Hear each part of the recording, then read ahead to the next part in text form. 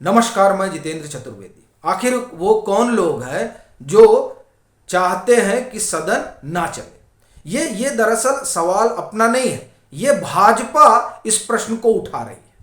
बाकायदे press conference होती है, रविशंकर प्रसाद उसमें होते हैं और वो यहीं से शुरुआत ही एक तरीके से करते हैं। उनका आप ये कहें कि जो उस प्रेस कॉन्फ्रेंस का पूरा लवोलुआब होता है वो यही कि ये जो कांग्रेस है ये नहीं चाहती है कि किसी भी तरह से सदन चले। और अब तो कांग्रेस अकेले रही नहीं है, उसने तो पूरा संशोधित यूपीए खड़ा कर लिया है जिसमें कोई 26 दल है। तो अब ये चर्चा क्यों नहीं चाहती है कांग्रेस, ये बड़ा सवाल है। तो उसका वो जवाब देते हैं, कहते हैं आप क्रोनोलॉजी देखिए, पहले अडानी का मसला आया, उससे पहले पेगासस का मसला आया और अब ये जो मुद्दा है ये विभत्स तो है, इसमें कोई दो राय नहीं और कोई भी सभ्य समाज इसके साथ खड़ा नहीं हो सकता। लेकिन वो कहते हैं कि ये घटना तो 3 और 4 मई की है। अब जब मानसून सत्र शुरू होता है उसके ठीक पहले ये सामने आती है, तो ये एक विषय है। लेकिन ये इस पर जिस तरह से चर्चा होनी चाहिए, वो जब चर्चा होगी तभी तमाम चीजें निकल कर सामने आएंगी कि क्या हो रहा है मणिपुर में। लेकिन वो कह रहे हैं कि दरअसल वो इस पर चर्चा करने की बजाय सदन इस पर बाधित करना चाहते हैं और उसका वो कारण बताते हैं। कहते हैं कि अगर सदन चलेगा तो कांग्रेस के कालखंड में नॉर्थ ईस्ट में क्या कुछ हुआ यह भी बाहर आएगा। सदन चलेगा तो यह भी निकल कर सामने आएगा कि राजस्थान में क्या हो रहा है। सदन चलेगा तो यह भी बात निकल कर आएगी कि छत्तीसगढ़ में क्या हो रहा है। और इसीलिए सदन ना चले यह पूरी कोशिश। वो आगे कहते हैं कि देखिए ये जो मसला है, इस मसले पर जवाब तो तभी दिया जाएगा जब सदन में बैठा जाएगा, और अब सदन चलने ही नहीं दिया जाएगा तो जवाब कैसे आएगा? ये एक सवाल वो उठाते हैं। और उसी में आप देखिए कि अब तो ये खासा विमर्श का विषय बन गया है, और ये इसलिए भी चूंकि ड्रेक ओब्रायन टीएमसी के सांसद हैं, राज्यसभा में वो आग बबूला हो गए मणिपुर की घटना को लेकर। जाहिर तौर पर कोई भी आग बबूला हो जाएगा, लेकिन तभी यह भी सवाल उठा कि पश्चिम बंगाल को लेकर अभी एक रिपोर्ट आई है, ये जो पंचायत चुनाव के बाद वहां हिंसा हुई उसको लेकर, कायदे से उस पर भी आग बबूला होना चाहिए। ये एक सवाल उठता है। फिर जो 2021 विधानसभा चुनाव के बाद वहां हिंसा हुई और उसको लेकर सीबीआई जांच पड़ताल कर रही है, जिसमें कई मामले छेड़छाड़ और तमाम उस तरह की विभत्स घटना के रहे। गुस्सा और क्रोध उस पर भी होना चाहिए। ये तमाम तरह की चीजें तो अब आ ही रही हैं, क्योंकि जाहिर तौर पर जब एक पक्ष उठेगा तो दूसरे पक्ष से भी कई चीजें निकलकर सामने आएंगी, और सब कुछ सोशल मीडिया की वजह से सब सामने है।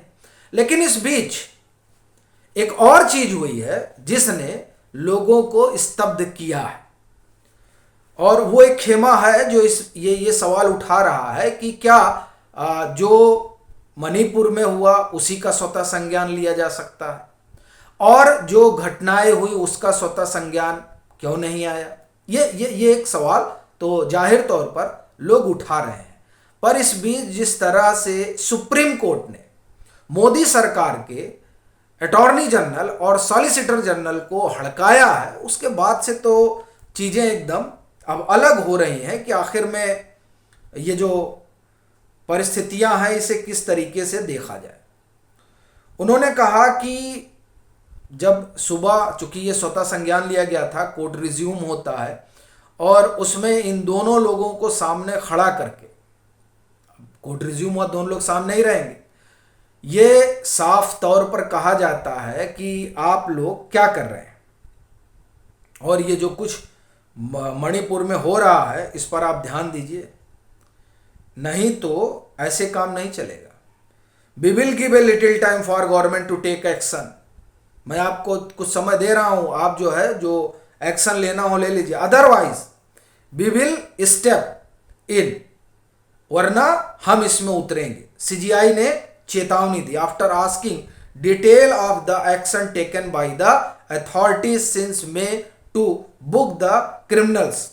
CGI also asked what action was taken by government to ensure that such मतलब इस तरह की घटना ना हो, उसके लिए सरकार ने क्या कदम उठाए हैं, और who knows whether it was isolated or if there is a pattern। फिर वो कह रहे हैं कि कौन जानता है कि अकेली घटना है या इस तरह का पैटर्न ही जो है वो वहां चल रहा है।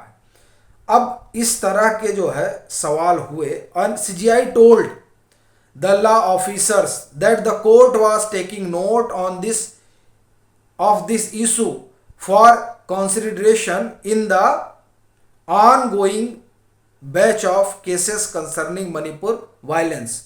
The matter will be consider next Friday. The CGI dictated the court is deeply disturb by the visual of the video. जाहिर सी बात है, वो कोई भी देखेगा तो जिसने भी उसको देखा है वो आहत होगा, क्योंकि वो वाकई में बहुत भयावह है। लेकिन सबसे बड़ा सवाल ये है कि ये जो परिस्थितियां बनी हैं इसे किस रूप में देखा जाए। क्योंकि जो मणिपुर में हुआ वो जाहिर तौर पर ये एक तरीके से कहा जा सकता है कि वहाँ की जो सरकार है उस सरकार की अपनी काहिली तो कहीं ना कहीं इसमें है। क्योंकि अगर ये घटना इतनी पुरानी है तो सरकार क्या कर रही थी, ये सवाल उठेगा। पर जिस तरीके से ये तमाम चीज़ें आगे बढ़ी हैं उससे ये एक सवाल तो ये भी उठता है कि और भी ढेर सारी घटनाएं हुई हैं, उन घटनाओं पर स्वतः संज्ञान न लेना भी एक अपने आप में सवाल है। और जिस तरह की तमाम घटनाएं, ऐसा नहीं है कि कुछ नया हम आपको बताने जा रहे हैं।